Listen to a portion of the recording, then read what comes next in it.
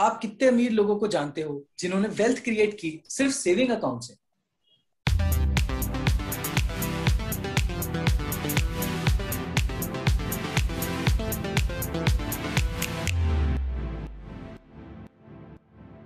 हमें उम्मीद है आपने एक्सपेंसेस ट्रैक करके सेविंग्स करना स्टार्ट कर दिया होगा। अब इन सेविंग्स का क्या करें? हाँ, सेविंग अकाउंट में रखा है आपने, हमें पता है। घर पे कैश तो नहीं रखा ना? हम सब सेविंग्स अकाउंट ही यूज करते हैं अपने पैसे रखने के लिए। काफी सेफ एंड इजी ऑप्शन है, बट क्या वो बेस्ट है जो हम कर सकते हैं अपने पैसे के साथ? बस अकाउंट में रहने देना? Not at all. Savings account हमारे डिपॉजिट्स पे इंटरेस्ट पे करता है। तो आप सोचोगे फिर प्रॉब्लम क्या है? हमारी सेविंग सेफ है और बढ़ भी रही है।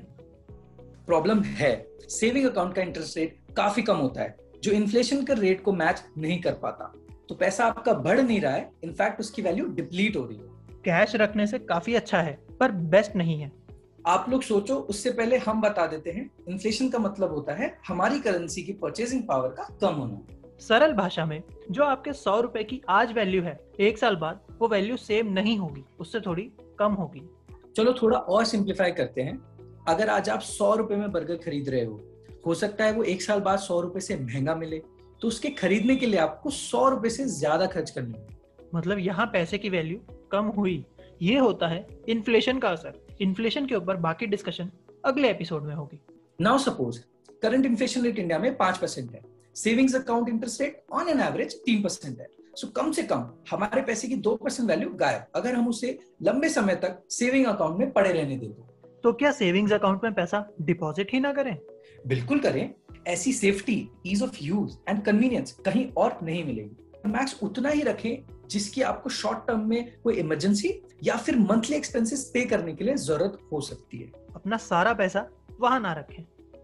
लास्ट एपिसोड के एग्जांपल में मिस्टर ए से तो मिले ही थे आप। उसने भी अपने 10,000 की मंथली सेविंग्स में से सिर्फ 5,000 अकाउंट में रखे थे इमरजेंसी पर्पस के लिए। बाकी की अमाउंट उसने इन्वेस्ट की और उसका जादू तो आपने देख ही लिया। आप एक एक्स्ट्रा सेविंग्स अकाउंट भी ओपन कर सकते हो और एक certain amount as emergency fund उस अकाउंट में मंथली डिपॉजिट करके अपना कॉर्पस क्रिएट कर सकते हो। उससे रेगुलर अकाउंट की तरह विड्रॉल्स मत करना। जब जरूरत हो, जैसे कोई मेडिकल इमरजेंसी या कोई और बड़ा एक्सपेंस या कोई गोल जिसके लिए आपने सेव किया हो, आप तब उसे यूज कर सकते हो। और जब वो फंड एक सर्टेन अमाउंट क्रॉस कर ले, आप वो एक्स्ट्रा अमाउंट से भी इन्वेस्टमेंट कर सकते हो इमरजेंसी अमाउंट सेव रखने के बाद। 2 अकाउंट यूज करने से 2 फायदे होंगे। आपके रेगुलर सेविंग्स अकाउंट में सिर्फ शॉर्ट टर्म एक्सपेंसेस के लिए बैलेंस होगा, तो आप इंपल्सेस पे कंट्रोल करेंगे, और इस दूसरे अकाउंट में आपका कॉर्पस बिल्ड हो सकता है, जो काफी काम की चीज है। सेविंग्स अकाउंट बेस्ट ऑप्शन नहीं होगा फ्यूचर को नजर में रखते हुए, बट आपको जरूरत के लिए फास्ट कैश तो चाहिए ही ना, so you obviously need one. अगले पॉडकास्ट में बात करते हैं इन्फ्लेशन के बारे में, जहां से आपको समझ आएगी इन्वेस्टिंग की असली इंपॉर्टेंस। और हाँ, बस सेविंग्स अकाउंट से कोई मिलियनेयर नहीं बना, चाहो तो अपने आसपास ही देख लो। थैंक यू हमारी पॉडकास्ट को सुनने के लिए। हम आपको फाइनेंशियल गाइडेंस देना चाहते हैं ताकि आप कॉमन मनी मिस्टेक्स ना करें और अपने फाइनेंस रिलेटेड डिसीजंस को सोच समझ कर लें।